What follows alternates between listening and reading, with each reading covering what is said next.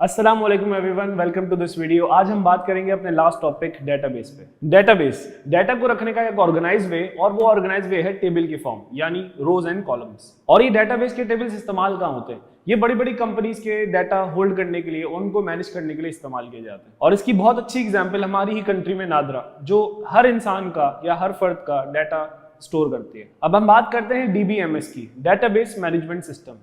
ऐसी एप्लीकेशन जिससे डेटाबेस को हैंडल किया जाता है। और इन एप्लीकेशंस की example MongoDB, SQL server, MySQL और दूसरे DBMS। अब जरा बात करते हैं, दो तरह से डाटा सेव किया जा सकता है, एक DBMS के थ्रू और दूसरा फ्लैट फाइल सिस्टम बोला जाता है। फ्लैट फाइल सिस्टम का मतलब डाटा को किसी भी टेक्स्ट फाइल में सेव करना। हमारे पास कुछ डिफरेंसेस हैं, यानी DBMS versus flat file systems. Flat file system हर तरह से इनएफिशिएंट तरीका कहलाया जाता है, मतलब DBMS ज्यादा सुपीरियर है। जैसे कि फ्लैट फाइल सिस्टम एक स्मॉलर साइज फाइल के लिए होता है और DBMS कितना भी बड़ी फाइल के लिए या कितने बड़े डाटा के लिए इस्तेमाल किया जा सकता है। फ्लैट फाइल सिस्टम एक ही जगह से एक्सेस की जाती है, जबकि DBMS दुनिया के किसी भी कोने से एक्सेस किया जा सकता है। अब हम बात करते हैं some basic components of DBMS। सबसे पहले आएगा टेबल।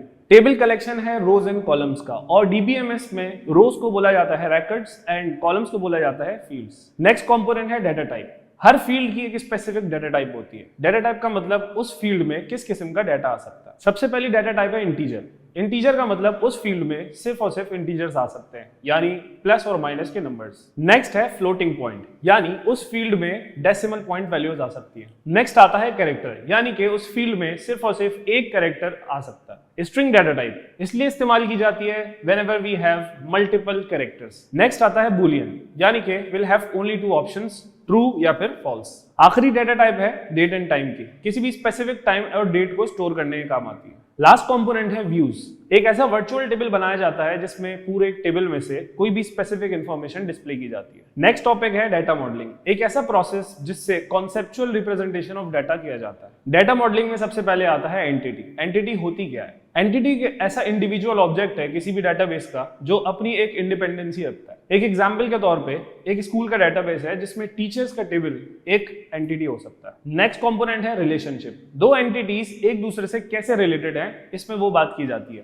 तीन तरह के एंटिटी रिलेशनशिप्स होते हैं, one to one, one to many and many to many. अब हम बात करेंगे रेफरेंशियल कीज पे।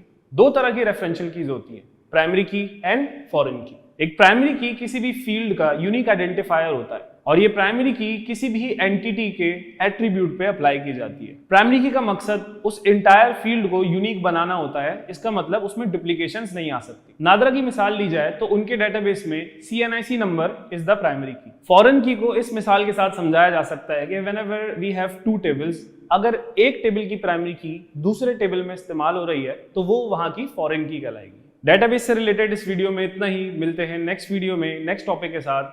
टिल देन टेक केयर, अल्लाह हाफिज।